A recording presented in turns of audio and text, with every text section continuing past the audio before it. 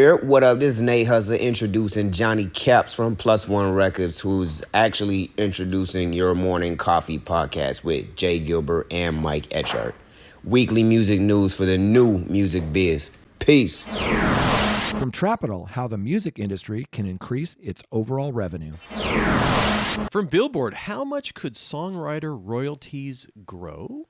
A look at 3 scenarios.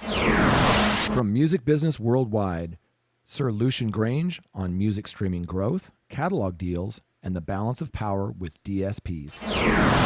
And from Hypebot, 7 important takeaways from the DIY Musician Conference 2022.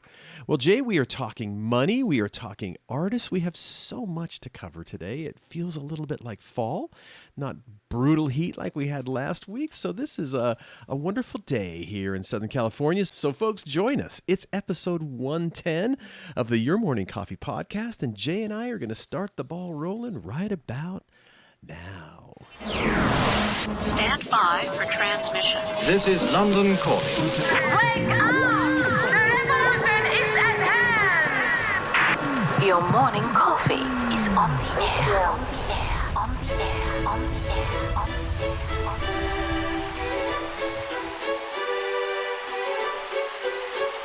Standing by.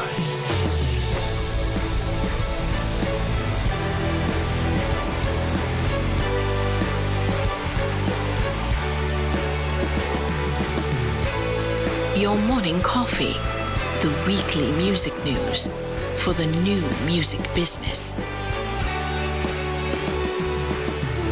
It's the highly curated, agitated, advocated, moderated, and liberated digital music information that you need to know. We are your digital music authority. And now from our studios in Hollywood, California, here's your hosts, Jay Gilbert and Mike Etchart.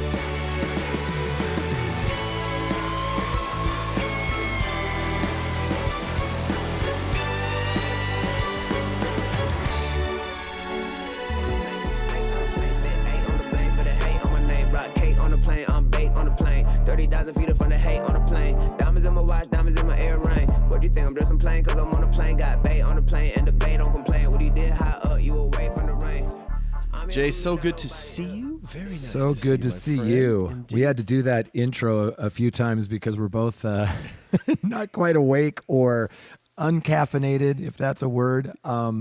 Special thank you to rapper Nate Hustler for that cool intro.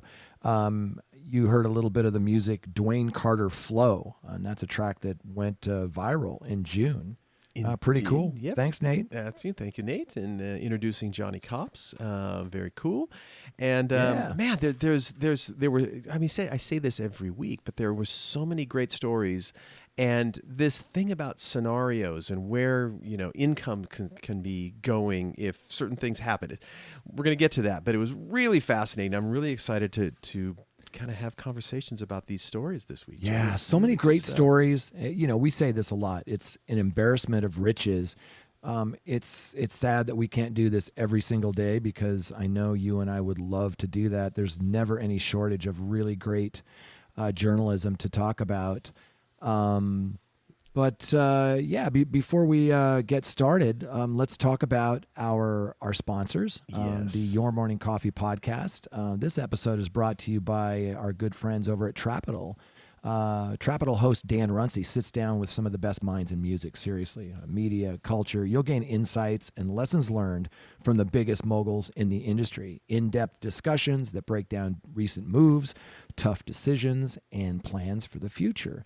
Dan has interviewed iconic guests like Master P, Issa Rae, Rick Ross, Steve Stout, and many more.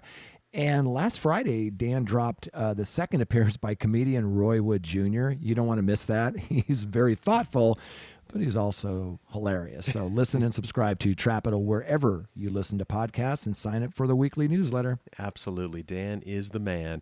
We also want to say a big thanks to our good friends over at Bandzoogle. Built for musicians, built by musicians for musicians, Bandzoogle is an all-in-one platform that makes it easy to build a beautiful website and EPK for your music. All the features you need for a professional website are already built in. Hosting and a custom domain name, dozens of fully customizable design templates, tools to sell your music and merch commission-free crowdfunding and fan subscription features, mailing list tools to grow your fan list and send newsletters, social media integrations, and live support from their musician-friendly team 7 days a week. Your Morning Coffee podcast. Listeners can go over to bandzoogle.com to try it free for 30 days and use the promo code MORNINGCOFFEE, all one word, to get 15% off the first year of any subscription. That's bandzoogle.com, promo code MORNINGCOFFEE. Ah, yes. And we're also brought to you by Hypebot. Since 2004, Hypebot has chronicled the new music business and the trends and technologies that are changing how music is discovered, consumed, marketed, and monetized. Edited daily by our friend Bruce Houghton. Thank you, Bruce. With help from Alana Bonilla, Hypebot and sister blog Music Think Tank are published by live music discovery and marketing platform Bands in Town. Speaking of Bands in Town, over 65 million live music fans trust Bands in Town to get personalized concert alerts, recommendations, and messages from their favorite artists. It's the #1 artist services platform, connecting over 550,000 artists with their superfans. Managers, labels, agencies, artists, me, Mike, we all access our own dashboard to manage and promote tour dates across all platforms. Indeed. Big thanks to Trapital, Bandzoogle, Hypebot, and Bands in Town. Boy, we are so lucky to have those folks. We stand on all of their shoulders. And I apologize because I had a big meal last night, so I'm a little heavier than I usually am, but we do appreciate that. And Jay, yes, we do. I can tell your arms are tired because you just got back from Nashville. Oh, my gosh. Brother, what an amazing week in Nashville for Americana Fest. It's one of my favorite gatherings each year. Such great music. We had such a great week. Just the highlights. I moderated a panel with some badass artist managers, Amber Bice, Stephen Foxbury, Sharon Corbett, Ian Thompson. We did this panel on strategies for DIY artists, and it was absolutely amazing. A lot of experience at that table, and I was honored to moderate that. Also, I attended this symphonic distribution housewarming jam with, the artists they had there, Alicia Blue, Tony Luca, and of course, my favorite, The Accidentals. Lots of VIPs in the room from all areas of the business. Special shout out to my man, Randall Foster, and his wonderful team at Symphonic for putting on such a star-studded event. It was awesome. Fun, man. I wish I could have been there. And then I think we were maybe texting each other about the Ghost Spotify Live event that kind of went a little sideways. That of course wasn't part of I'm sorry. No, Americana Fest. It was not. And I do want to definitely cover that. Let me say one last thing on Americana Fest really quickly is I had the honor to attend a private event at the Country Music Hall of Fame. And if you haven't been there, it's a stunning venue, building, everything. It's amazing. I saw one of the most incredible performances of my life, seriously, with 4 songwriters. It was Mike Reed, Georgia Middleman, Sav Beist, and Katie Larson. Now, Mike Reed, I remembered him because he was a former NFL player with the Bengals, but he's also this superstar songwriter. He wrote that song, I Can't Make You Love Me. Remember that? It was recorded by God, I love that song. The Bonnie Raitt hundreds version, of artists. Course, yeah. Yes. Hundreds of people have covered this. You're right. Bonnie Raitt was the big one, but George Michael recorded it. Adele recorded it. So that was Mike Reed. He was sitting on the piano. Amazing, right?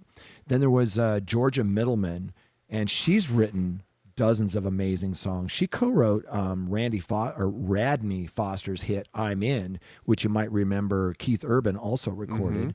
And then, of course, Sav Beist and Katie Larson from The Accidentals. Sav took top honors during the 15th annual Songwriter Serenade in Schulenburg, Texas, in May this last year. First place. She was chosen from among 15 semifinalists in the songwriter competition by a panel of judges. And if you get a chance, listen to the track City View off of Vessel. It is phenomenal. And when you have people like Mike Reed and Georgia Middleman and others saying, kid, this is some of the best songwriting I've ever heard, trust me, you need to check it out. So that's a kind of a wrap-up of Americana Fest. If you've never been there, I highly recommend it. So many great bands. The last band that I saw kind of at the City Winery was a band called Troubadour Blue, and I hadn't heard of them before, and it's a three-piece. And there's a female. She plays, I always say violin, but I guess they call it a fiddle, right? Is there a difference? Tomato, Somebody tomato. tell me. No, it's the same instrument. Okay, fine. Yeah, okay. A Stradivarius fiddle.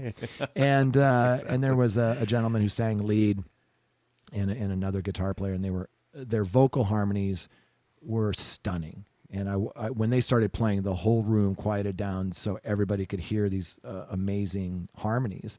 And I was riveted, and I went up to the lead singer afterwards, and we had a conversation. And I mean, I'm a fan, so check out Troubadour Blue. And when you go to Nashville, it's just the talent there is so absurd in general. I mean, it's just, and it's a good point. And it's a relatively small area, and so it feels even more immersive. Like it's just music 24/7 and crazy talent, and of course world class, and it's a town. Historically and today still built around songwriting and that process and slightly different than other genres. It's much more like the it's much more collaborative. Yes, but it's also much more like the olden days where there's kind of not a line between, but country music in general has a lot more outside songwriters, not necessarily songs written by the band members themselves, or there's that rich history of that. So you've got this unbelievably rich history and heritage of songwriting, and like you said, the collaborative, just the way everybody kind of works together. It's a fun place to visit, and it's depressing if you're a musician because there's so damn many talented people. We've talked about this documentary several times, but it bears repeating because it's so good. It's called "It All Begins with a Song," and I think it's on Amazon Prime. And if you want to see how the Nashville songwriter ecosystem works, these superstar songwriters like Brett James, and take a look at that documentary because it just shows you that there's no luck involved. Brett James likes to say, people think of songwriters as like, they arrive late, they smoke a bowl and they throw together a hit and then they're done for the month or whatever. But no, what they do is, they get up every morning and they go to the office and they co-write and they work and they work. Then they go to lunch and then they have an afternoon session. I think it's usually like 10 a.m. and 2 p.m. And they do that 5 days a week, year after year after year. And they all collaborate and co-write with each other. And some people are better with stories and hooks. And there's a great interview we did with Brett James for Behind the Set List, where he tells the stories about these songs and how they came about. And there was one situation, you need to hear the podcast to get it, but where he did a co-write with an artist and they wrote 2 number-1 hits in one day after being hungover. Oh my God. Well, and it reminds me, having this conversation reminds me of the Great Eagles documentary, which if you haven't seen, you got to see it, but Glenn Frey is talking, and in the early days of the Eagles, he lived above Jackson Browne, and he would hear Jackson Browne every morning, and he learned kind of about how Jackson Browne at that time worked, which was like you were saying, it was very deliberate and very focused, and there was no fooling around. It was a very scheduled thing. He got up in the morning, he started writing songs, and Glenn Frey the teapot would go on, right? Exactly. He would hear the teapot whistling, and then next thing you know, he'd be at the piano working through songs. And Glenn Frey said, "Oh, I get it. It's elbow grease," and it's right. The harder I work, the luckier I get. There you go. Exactly. So okay, so let's talk about that. Okay, sorry about Ghost. that. Yeah. No. So Ghost was supposed to do. If you don't know the band Ghost, they're amazing. Their new album is Impera, and it's been in heavy rotation. Anybody who's been around me the last month or two has gotten sick of hearing me talk about this band. But Tobias Forge is kind of the Tom Schultz of this era. And you may have dismissed them like I did because of the appearance. And when you go in and listen to the musicianship and all of that, they are absolutely amazing. But anyway, they did this Spotify Live. Now, Spotify Live is a separate app. Think Clubhouse. Remember Clubhouse? It blew up during the pandemic, right? So they did a Spotify Live. So I went on to kind of check this out. So that was last Tuesday. And fans of the band crashed the Spotify Live servers as they waited for a special Q&A session with Tobias Forge, forcing the event to be canceled. Spotify Live said overwhelming demand had caused technical difficulties. And they said, quote, "We want to sincerely apologize to all of the At the Band Ghost fans." They wanted to apologize.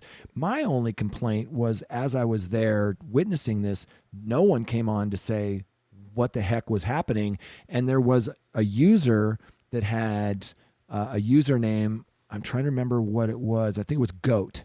And if you know Ghost, there's a song called Goat or Go Goat, whatever it was. Forget. I'm messing it up. Anyway, there's a song about a goat, and everybody thought that might be the event. And there was like over 500 people in that private thing, and we're all talking to each other like, what the heck is going on?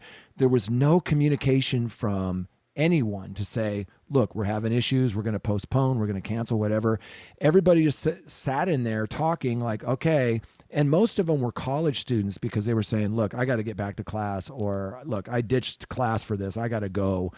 And it was a little disappointing because we all were really looking forward to that conversation. Yeah. In their own Twitter post, Ghost said that though they were proud to have caused Spotify's servers to crash, they were disappointed. In quotation marks, they say, we wish to inform you Ghost appreciates their fans' dedication and time, they wrote. Alternative opportunities are being explored because nothing shall keep us apart. I like that. I wish I would have seen that last Tuesday. Yeah, that's I'm surprised that, because Spotify's pretty buttoned down. I'm surprised they weren't sort of prepared for that possibility. And then if at least had some sort of a plan that if something happens, we at least need to communicate out what's going on. And so whatever, I don't know. But look, that's a rare misstep, from our innovative friends over at Spotify. But, and again, it was a separate app, Spotify Live. Yeah. And just a little disappointing because we all really wanted to see that. Well, and now you mentioned your other podcast, Behind the Setlist. Now you also had another interview with a very interesting and cool band that have been around for a long time, which I will let you tell us about. Thank you, brother. Yeah. Well, first of all, this Behind the Setlist podcast I do with Glenn Peoples and Billboard magazine has just been a joy to interview artists about their set list. Kurt Smith, Ann Wilson, Andy Grammer. We've had some amazing conversations. We just went live, I think, last week with Michael Sweet from Striper. I think that went live, or it's about to go live. And we've got some really great stuff lined up, so stay tuned. But the one we recorded this last week, we spoke with Lee Loughnane and film director Peter Pardini. And what's interesting about that is that there's a new Chicago documentary coming in a couple of weeks on September 30th called Last Band on Stage that Peter Pardini directed. He also directed that other documentary that came out in 2016 on Chicago that was called Now More Than Ever, The History of Chicago. And if you haven't seen it, I highly recommend it. His work is phenomenal, and he gets things that nobody else will. So let's talk about what this documentary is. Yeah, so The Last Band on Stage tells the unbelievable story of how the band Chicago has lasted 55 years without stopping recording or missing a year of touring. It's it's narrated by Joe Montagna. Exactly. Yeah. The film follows how Chicago dealt with COVID-19 and how the only thing that could stop the band from touring was a worldwide pandemic that stopped everyone. Right. Those guys are machines. Always have been on the road, and amazing. Yeah, the hardest working band ever, and for decades. That's crazy. Incredibly, Chicago was literally the last band on stage before the worldwide shutdowns began. And they just happened to have a film crew with them, and they documented all of this. The film also chronicles the recording of their new album.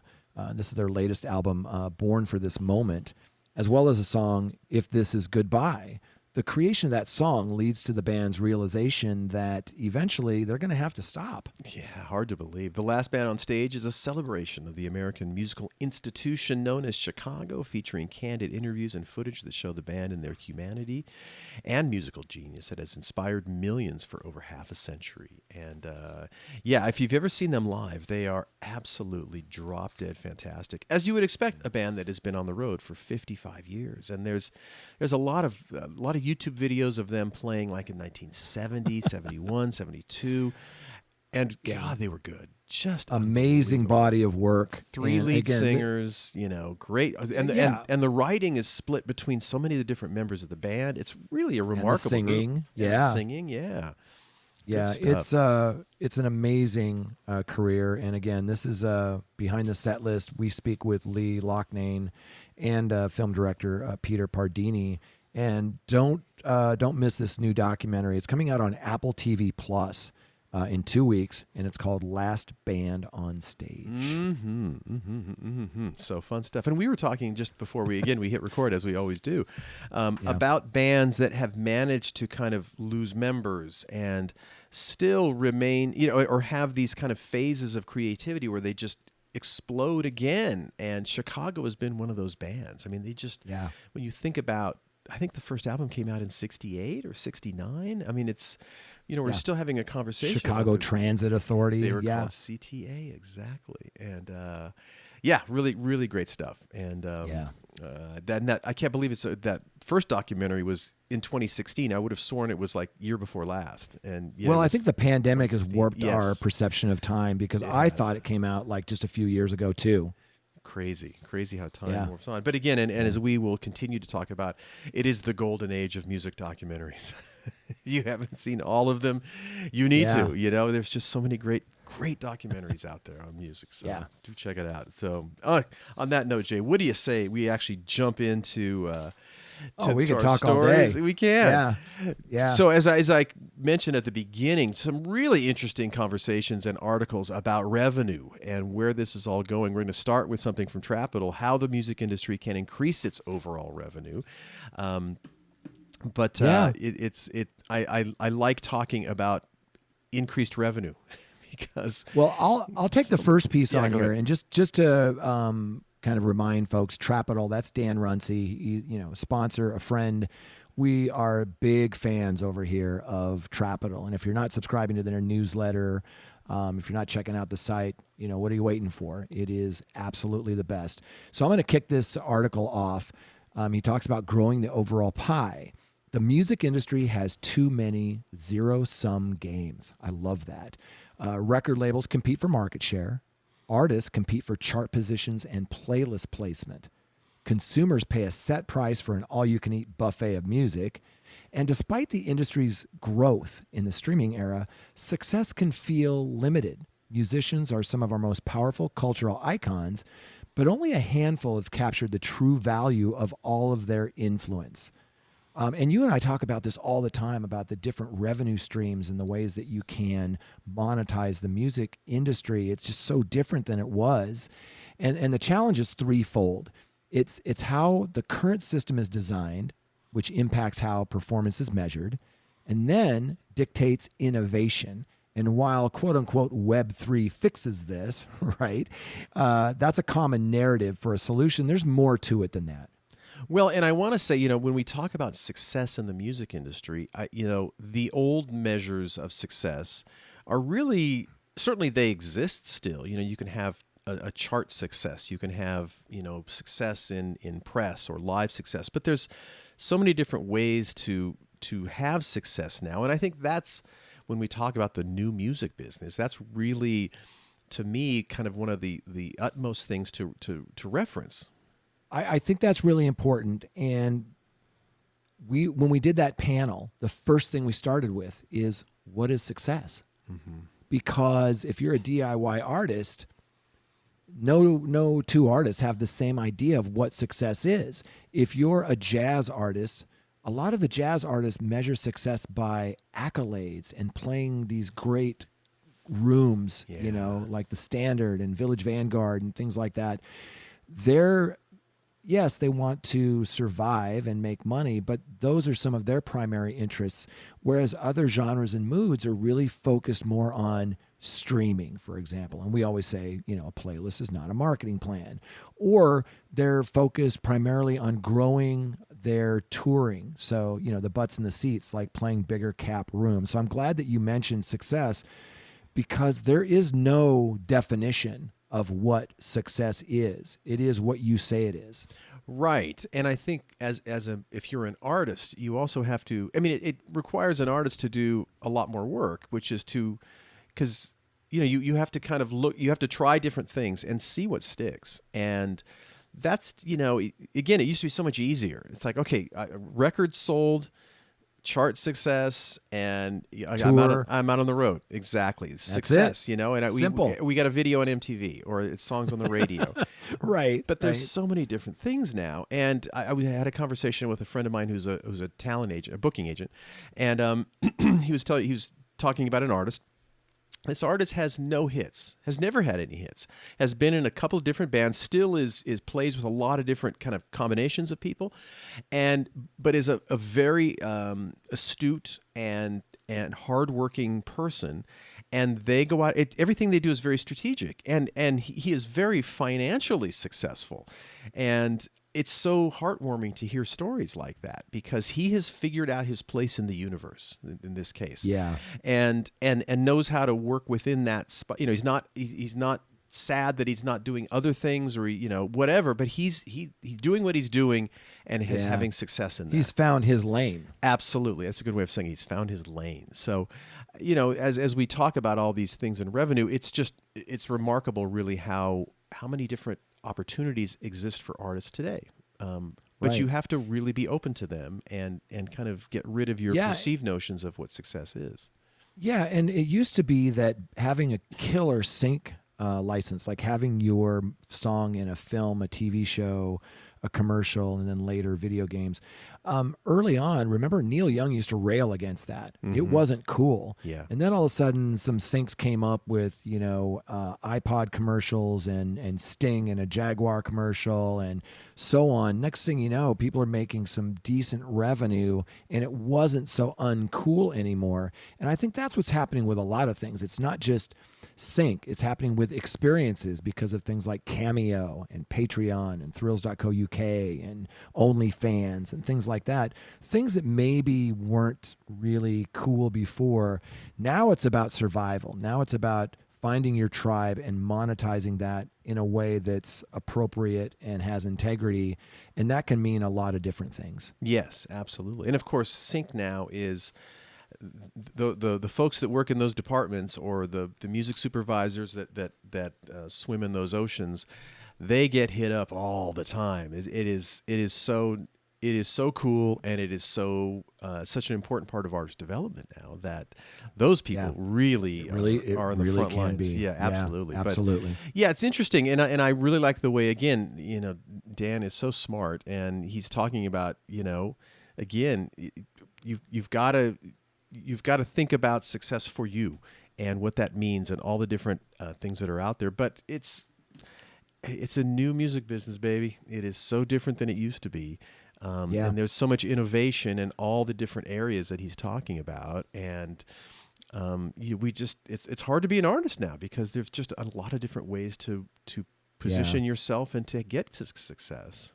Right. I mean, there's a lot of different ways to make revenue. And he points out that, last year, Andreessen Horowitz partner Chris Dixon posted a thread about why recorded music revenue, when adjusted for inflation, hasn't grown alongside new technologies. And that's really interesting. He compared it to gaming, where revenues have skyrocketed, due to in-game purchases and, free-to-play games like Fortnite and Roblox. His point is that the music industry focused too much on how to monetize and protect its content and hasn't focused enough on how to monetize the content, the things that the content enables.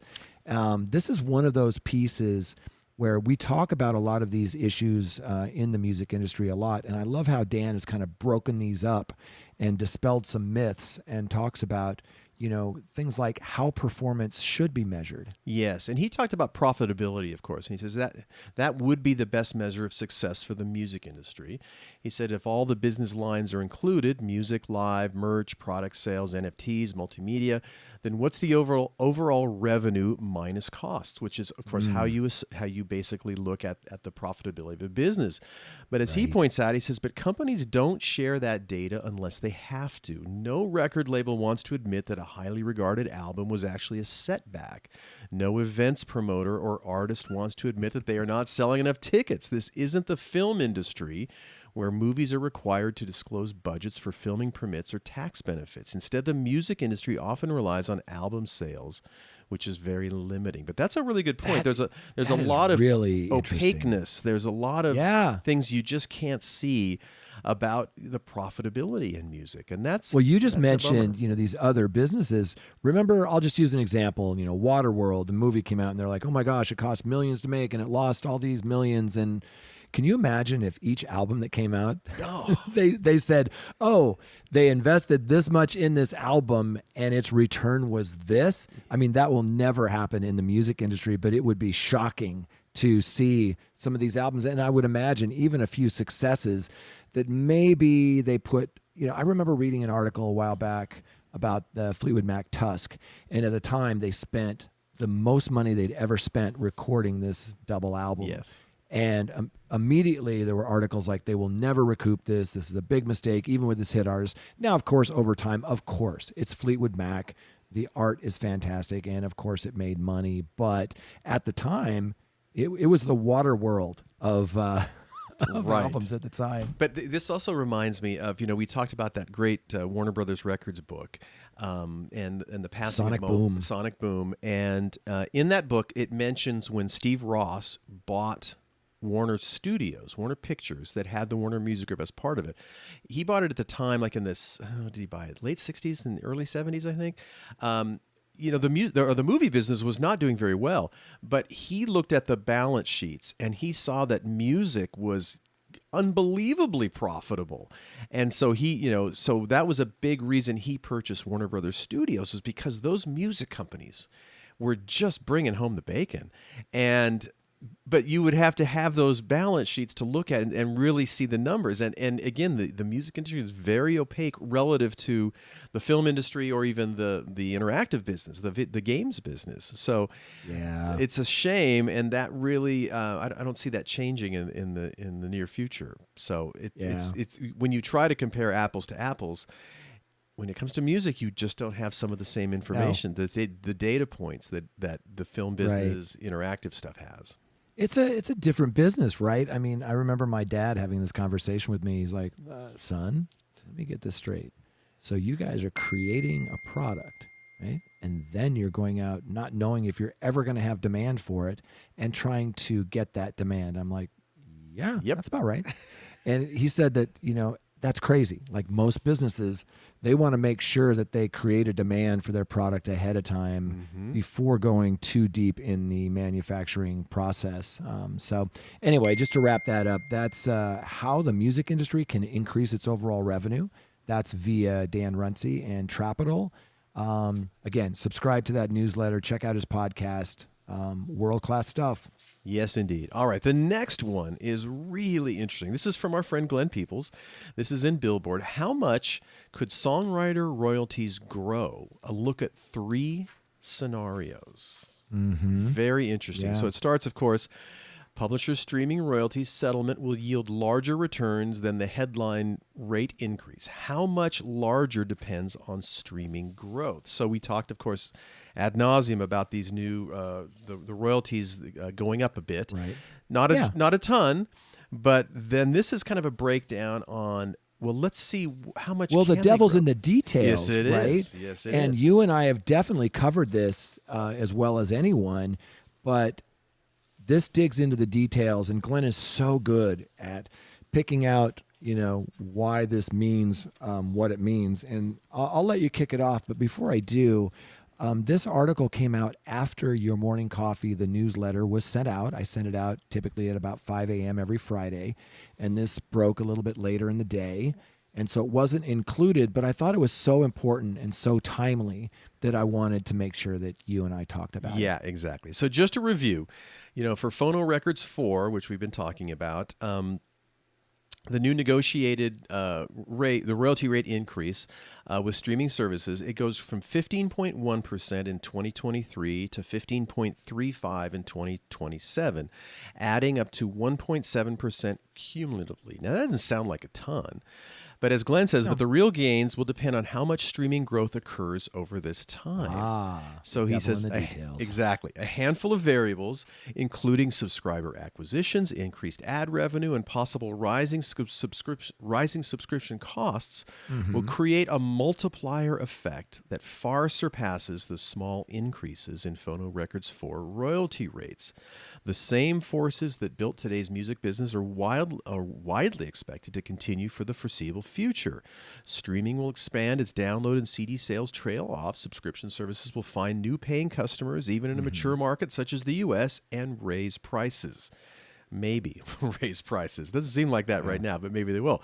Ad-supported streaming will improve too as companies better monetize continuously growing free streaming hours. So I think that's important. That's really important. You and I talk about how it's our business, those streaming rates, not rates, fees, subscription fees, should be higher, I think. And one thing I'll say about Glenn, and I've been reading his pieces for years, and I've known him for years, is that most of the time he's right. You know what I mean? Yeah. Like, you don't want to bet against Glenn. Sometimes I read some of his things like this, and I'm like, well, it comes to, maybe, CD sales dropping off, downloads dropping off, and, maybe new paying customers and raising those prices of subscription might sound a little ahead of its time, but I think he's right. I really do. I think these things are going to happen. I think we've talked a little bit about raising subscription prices. I think we're going to get there. Yes. So basically, Billboard constructed 3 scenarios based on U.S. recorded music streaming revenue as reported by the RIAA. So they came up with a bull case where the average revenue per user, the ARPU, grows at 2% annually as streaming services pass along price increases without hurting subscriber acquisitions. Subscriptions, limited tier revenue, and ad-adopted and supported revenue each grow at 7% per year. They came up with a base case where ARPU remains flat, subscriptions, limited tier revenue, and ad-supported revenue each grew at 5% per year. And then they came up with a bear case where ARPU falls at 2% annually as low-cost subscription growth outpaces price increases. Subscriptions, limited tier revenue, and ad-supported revenue each grow at 3% per year. So you've got a bear case, a base case, and a bull case. And then they have Glenn has done a lovely graph for us. Oh, isn't that great? Streaming royalties growth rate. And well, let's describe that for our listeners because they can't see this. It's got 3 lines over time from 2022 to 2027, and each one of those cases that Mike laid out. So the bear case, goes from, let's just take 2025 through 2027. The bear case is like 5.4% to 7.3% to 9.3%. But then you got one that does a little better, and that's the base case. That's closer to 17%, 23%, and then up, in 2027 to almost 30% increase. And then, of course, the bull case, which is a little bit more optimistic, where you go from almost 30%, 41% to almost 54%. In 2027. So I've printed this thing out. I think it's such a great chart to take a look at, and it'll be fun to kind of watch over the years to see, is it going to go more for the bear, the bull, the base? Interesting. We'll see. Well, but it's interesting to see that even in the worst case scenario, they're saying that by 2027, almost 10% increase in revenue. Right. To all the way up to, in 2027, north of 50% increase in revenue. So that is fascinating, absolutely fascinating. And and even in the middle, it's about 30%. So that is really good news if all of these things it's all hold positive, true. right? Even if it's the worst case scenario here, it's still a lot of growth. And he goes on to say, streaming services' ability to acquire new customers and raise prices will be the major determinants of publisher streaming revenue, right? So it's acquiring new customers and raising prices. In 2021, the U.S. had an average of 84 million subscribers, according to the RIAA. That was an increase of 8.5 million from 2020. So if subscriptions grow at 7% per year and ARPU, there it is, average user or revenue per user, if that grows 2%, that's the bull case. Under Phono Records 4, which you'll hear us refer to as CRB 4, settlement publishing revenue will grow in a cumulative almost 54% over the 5-year term. At 5% subscription growth and 0 improvement on ARPU, that's the base case, revenue will still grow to almost 30%, with nearly 4/5 of that coming from newly acquired customers. So the fine point on this piece is that, the industry, we need to acquire new customers, which is certainly doable, and raise prices, which the jury's still out. Right? Yes. And again, HBO, Netflix, all of those folks, they have no qualms about raising rates. And it is. What do they know that we don't? That people won't jump ship right. when they're locked into a subscription that they like. Yeah. It's not that much money to have, 80 million tracks in your back pocket. No, it is the bargain of bargains. It's and podcasts and now audiobooks and it's the greatest time to be a music consumer than in history. Oh, isn't it? Yeah. So let's take another swing at this, Jay. This next one is from Music Business Worldwide. Sir Lucian Grainge on music streaming growth, catalog deals, and the balance of power with the DSPs. I saw that headline and, I was just rubbing my hands together like, oh, this is going to be good, because anything from Music Business Worldwide is good. I mean, these guys are probably the best in the business. They are world class. I've said before, Tim Ingham, not only his writing, but when you listen to their podcast, which is amazing, he's like perfect. He never makes a mistake. And I don't know if he's Vulcan or if there's some robotic thing going on there. Tim, I just think the world of you and your team over there. This particular piece, of course, was written by Murray Stassen, and we've covered his writing many, many times. Great stuff. Yep. And so, needless to say, Sir Lucian Grainge does not do many interviews. He might be counting his money. I don't know. He's been busy, Jay. He's been busy. But when he does speak publicly, it's worth paying close attention to the man at the helm of the world's largest music rights company. So they sat down with a Q&A session this last Monday at the Goldman Sachs Communicopia and Technology Conference in San Francisco. I was not at that. I wasn't invited. Darn it! I'm sure it got lost in the mail. My invitation. I'm sure it did. But he was. They say he was grilled on his views about premium music streaming's growth and the company's approach to catalog investments. Now, there was a couple of things in this article that I did not know that I found super fascinating. We're going to talk about it as we get a little bit closer. Okay, good. All right. So his participation at that conference follows the publication at the end of July of UMG's Q2 2022 fiscal results, which covering the 3 months to the end of June. Total company revenues at UMG across recorded music publishing and other activities up by 17.3% year over year, which throws you down at about $2.7 billion. Their recorded music subscription streaming Q2 revenue was up by 7% year over year, which is about $1 billion. And its recorded music ad-funded non-subscription Q2 streaming revenue up 15.6% year over year for $371 million. So you're talking some pretty decent numbers right there. So this is a big company with, I used to work for this company. I have a great deal of respect for what they continue to achieve. It's been amazing. So, elsewhere in the interview, Grainge commented on the balance of power between the labels and the DSPs. And this really caught my attention.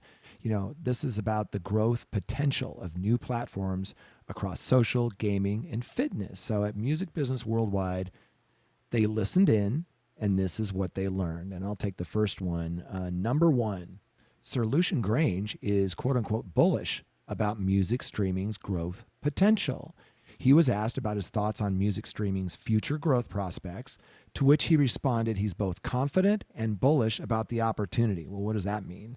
He noted that in 2019, subscription penetration in the mature music markets was about 1 in 5, while at the end of 2021, it was down to about 1 in 4. Looking to the future, he says that there are various ways in which we can work with DSPs, noting that the major DSPs like Apple Music, Amazon Music, and Spotify have all got different business models, and they've all got different strengths within their own markets and within the regions in which they operate. We must remember that music in the cloud means that music can, in fact, go everywhere. It's not transactional model anymore. I thought that was really interesting. Yeah.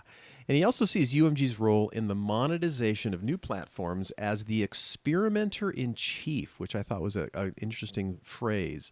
They were talking about emerging platforms across categories like social media, gaming, and fitness. And he explained that Universal sees its role as the market leader, which they are, and is a sort of an experimenter in chief. He said when he took the company over 11 years ago or so, 95% of our digital business was with one customer.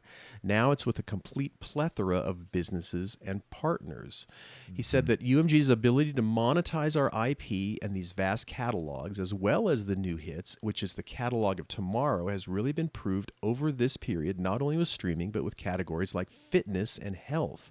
Who would have thought that we would have made money with these huge amounts of IP, with these millions of copyrights from fitness? We've now got fitness as a category and social in our top 10 categories in terms of revenue and partners. Peloton. Yeah, Sure. exactly. So, and listen, to be fair, not all of these things are going to be profitable, but you do have to kind of experiment and see what happens. I love that. Experimenter in chief. That is Absolutely. amazing. Number 3, music has always been relatively low cost, yet very high quality entertainment category. He says with talks of a cost of living crisis and looming recession, Sir Lucian Grainge was asked about his views on music streaming's resilience in the face of such economic headwinds. He noted that he's seen many downturns over the course of his career, both in the terms of macroeconomic as well as in terms of the crisis with piracy and file sharing. He argued that as a management team, we've been very adept over this period in terms of managing headwinds. I like that. And noted further that music is incredibly robust. He also added that music was robust in the recessions of, say, 1981, in the early 1990s. It's always been a relatively low-cost yet very high-quality entertainment category. Whatever is thrown at us, we'll cut our cloth accordingly, and we will invest accordingly. So, they're involved in that game as well. Absolutely. The next one is the one I found particularly interesting. He says Universal is not a financial player, in quotation marks. And when it comes to investing in catalogs, control is critical. Control is critical. Commenting on Universal's capital allocation, he argued that UMG is not a financial player. We're not an instrument. He added, we leave income streams, royalty streams to others. Control is critical. He said further that UMG has done very few deals, but that the deals UMG has done are the best of the best, where something has defined history or a culture. So now he starts talking about, of course, that acquisition to the publishing rights to Bob Dylan's songwriting catalog, which they did back in December of 2020, one of the biggest acquisitions in UMG's history.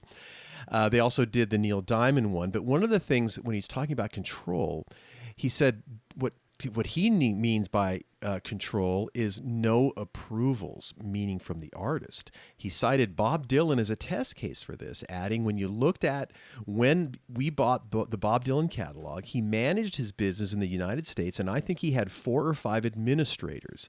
And the answer was normally no, which if you've worked in the music business, you know that Bob Dylan was notoriously very shy about licensing anything.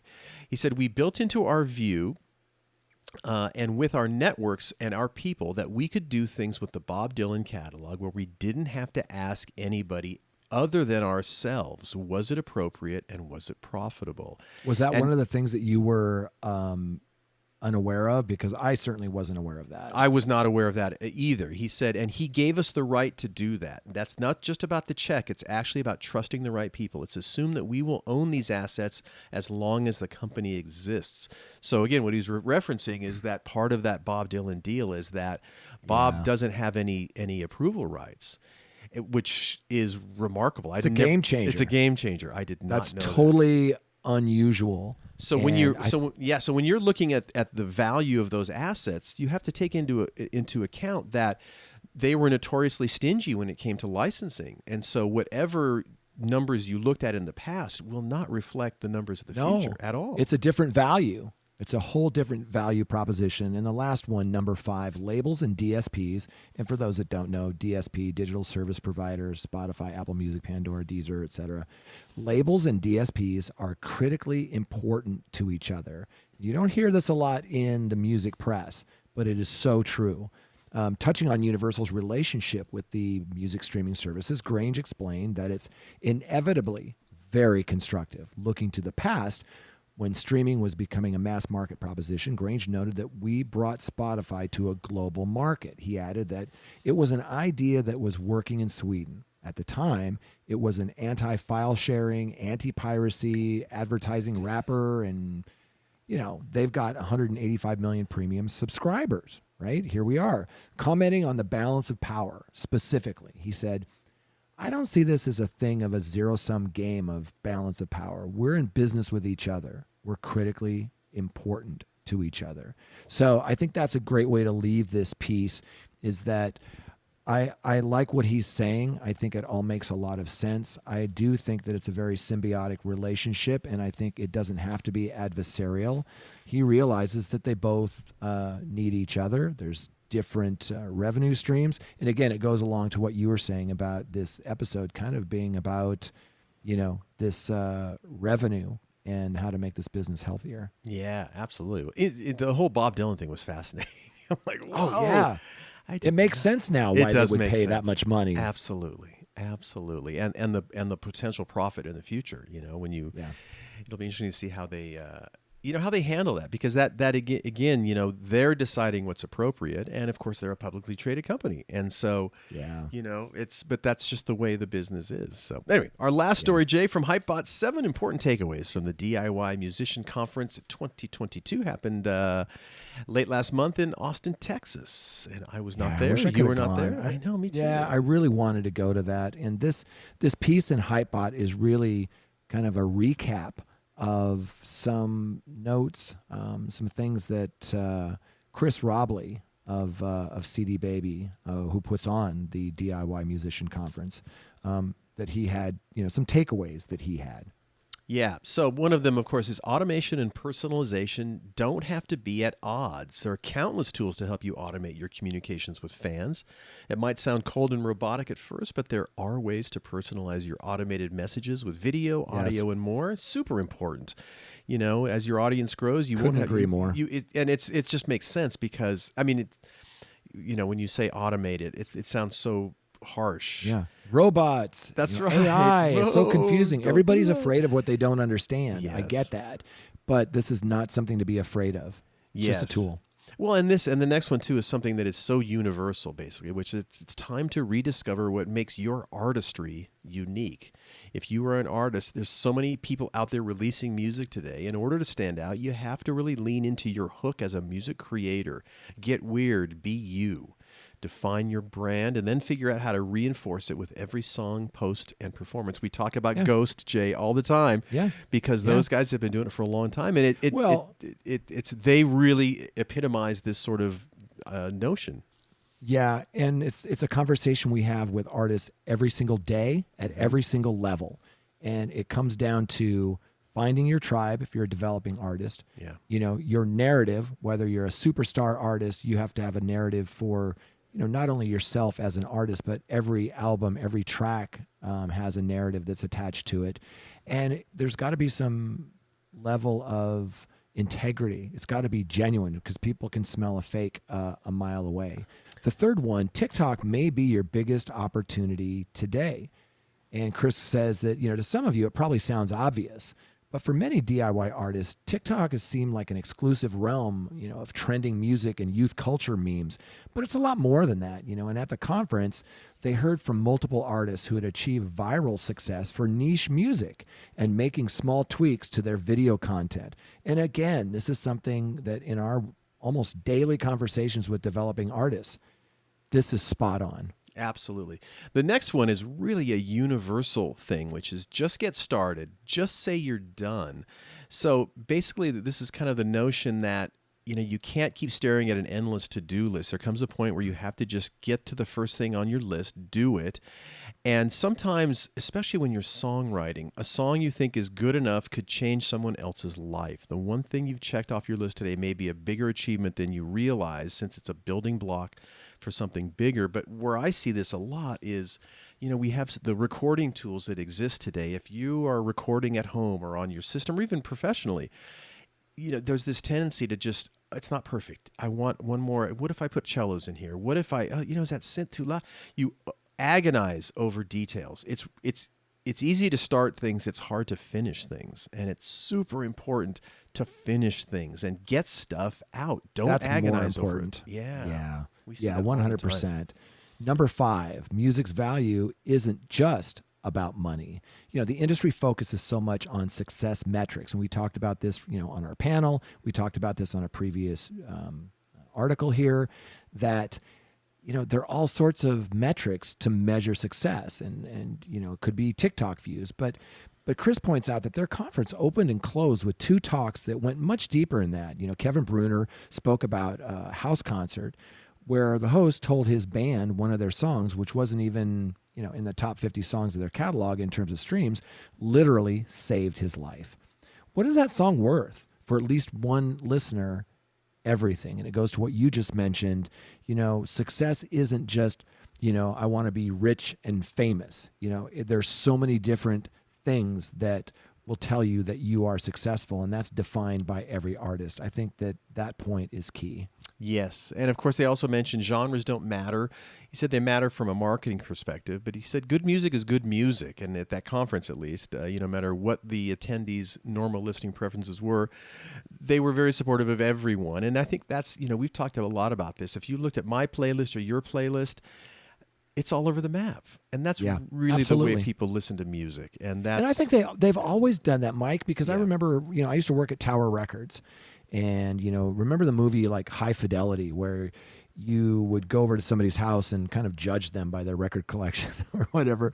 But what you would notice is that not many people just listened to country. Not many people just listened to jazz.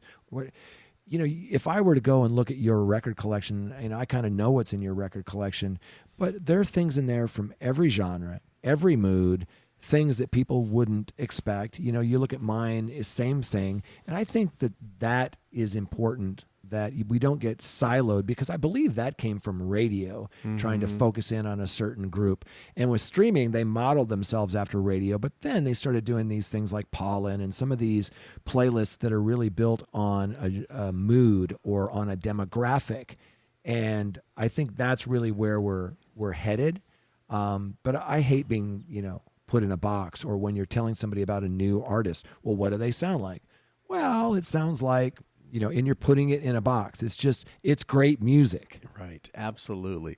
The last one too is a universal comment for just humans in general, which is you need to put yourself in uncomfortable situations. You don't grow unless you push past some limitations. And I guess they had a thing called Songwriter Shark Tank there, where you were critiqued by pros in front of the entire audience. That, I get that's like hives. standing there naked. Absolutely. But, and you and I started our musical journeys in bands and playing on stage. And you remember how hard it was, how nervous you were at first.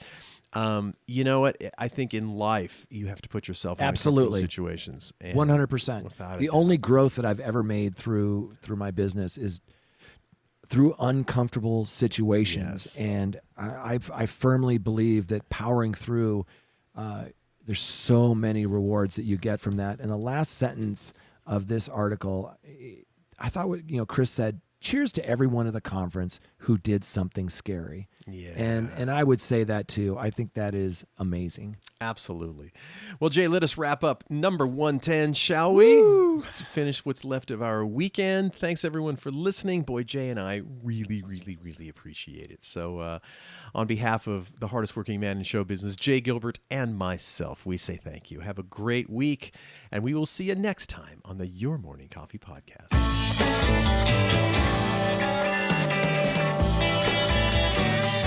You've been listening to Your Morning Coffee, the weekly music news program for the new music business.